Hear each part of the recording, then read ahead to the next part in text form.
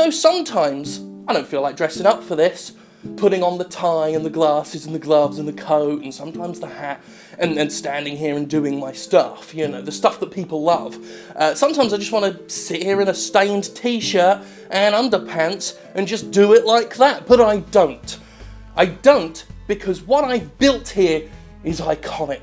This is a legacy. This is years of dedicated building of a craft, of a look, of something people recognise and adore.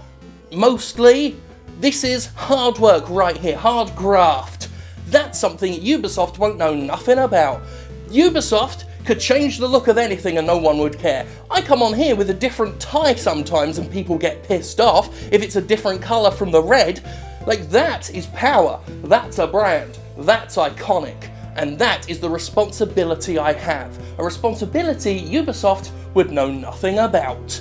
Ubisoft stopped using the word iconic after years of dragging that word, a very good word, through the fucking thresher. It's become clear that somebody's got to stop you and this monstrous path you're on before something terrible happens to the world. Ubisoft calls everything iconic. Barely a game can be promoted by the publisher now without something in it being called the word, and it's invariably something that isn't iconic at all. For the benefit of Ubisoft and everyone else, this is what iconic means. Iconic is something that embodies or relates to the characteristics of an icon. In the case of the entertainment world, it'll be something well known, recognisable, and well established. Basically, when we use the word iconic, we're talking about something notably important, revered, or otherwise famous. Something emblematic. So can someone in the blue almighty fuck tell me what's so iconic about this goddamn baseball cap? It's just a fucking hat with some zigzags on it. But in the world of Ubisoft, this is Aiden Pierce's iconic baseball cap. It's iconic because Lord knows we all love and adore Aiden Pierce, don't we?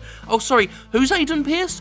Oh right, the detestable abusive criminal from Watch Dogs who nobody remembers because he was boring and there's nothing iconic about his stupid fucking hat. One major problem with Ubisoft calling stuff iconic is that it so rarely ever chooses a thing that is iconic, seeming to go out of its way to find the least iconic thing it has. The Watch Dogs one was the most famous, if only because the phrase iconic baseball cap is fucking hilarious, but it also highlights how desperately Ubisoft wants to trick you into thinking its games are more revered and venerable than they are. I mean, nothing about Watch Dogs could have been called iconic when Ubisoft was promoting it. It was a brand new IP, and as such had no capability of acquiring a fan base. Nobody knew or cared about Aiden Pierce, his outfit was generic and unimportant, and that baseball cap was completely bloody indistinct. Nothing about Aiden's design was iconic, and here we are in 2016, and Watch Dogs itself is barely ever talked about because nothing about it was goddamn iconic.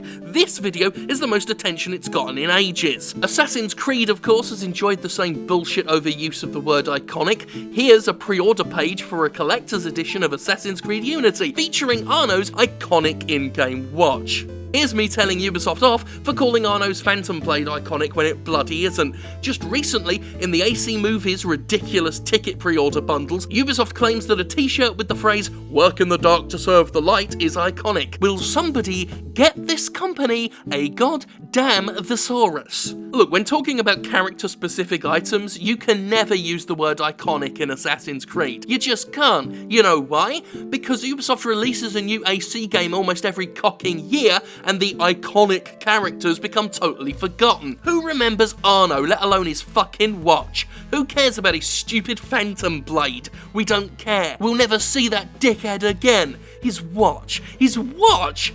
What in the fuck is iconic about some forgotten arsefather's stupid shitty timepiece? Oh, and if you thought the Division would escape the iconic virus, think again. Have a look at this iconic Division jacket.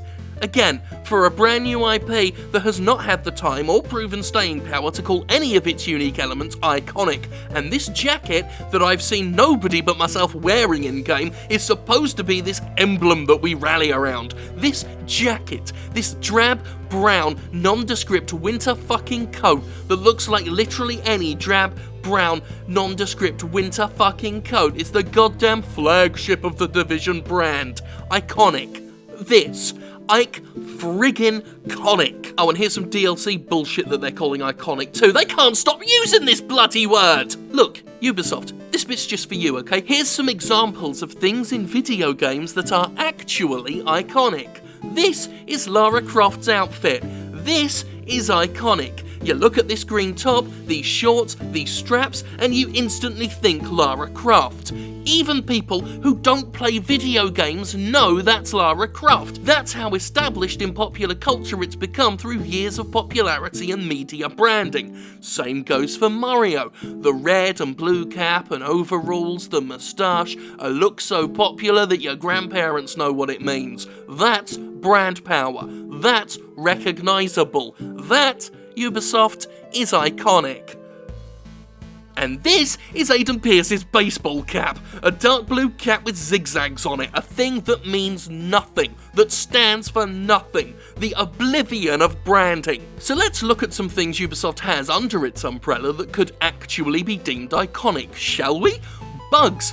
That's pretty iconic at this rate, with characters falling through floors and animations cocking up and faces missing. I mean, you want iconic characters? You've got the horrible faceless man right here. How about always online connections that stop people playing the game? Because despite ordering your players to always be online, you don't have the common courtesy to ensure your servers can do the same. That's classic Ubisoft right there.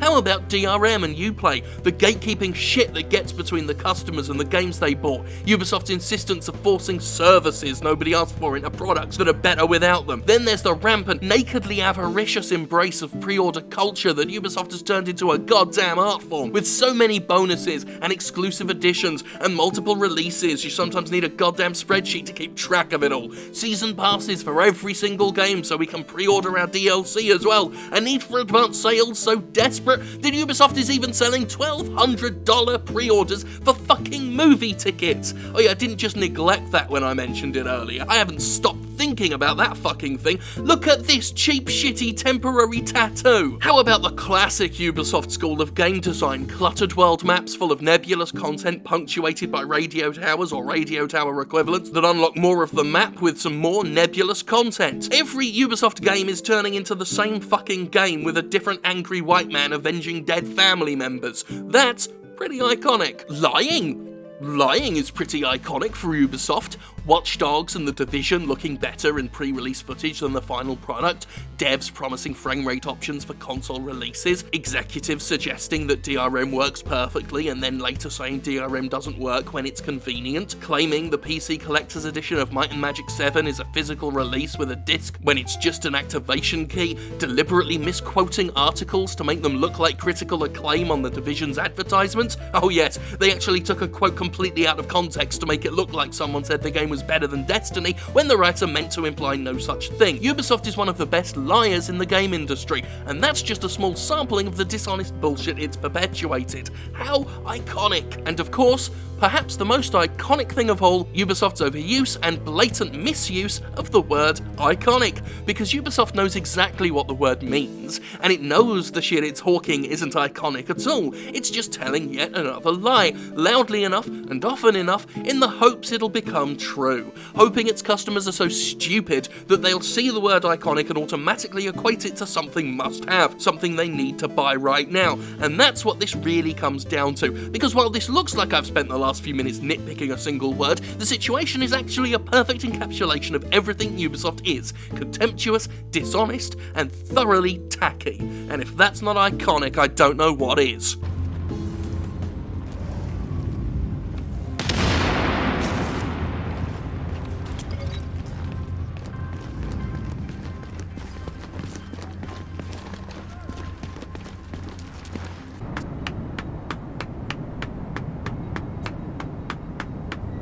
I've wanted to do a full episode on this for years. You know, I've made fun of Ubisoft using the word iconic on and off over several years, and finally, with The Division and its iconic fucking jacket, I finally decided enough's enough, and the time has come to do an episode on it. And some of you may think that's throwaway, some of you may think I just wasted 7 or 8 minutes of your time, but come on, I gave you 2 episodes last week. Give me this. Let me have this one. I need this one. This may seem throwaway to you, but I consider this one of the most important episodes I've ever done. So thank God for that, and thank God for me. That is an iconic catchphrase.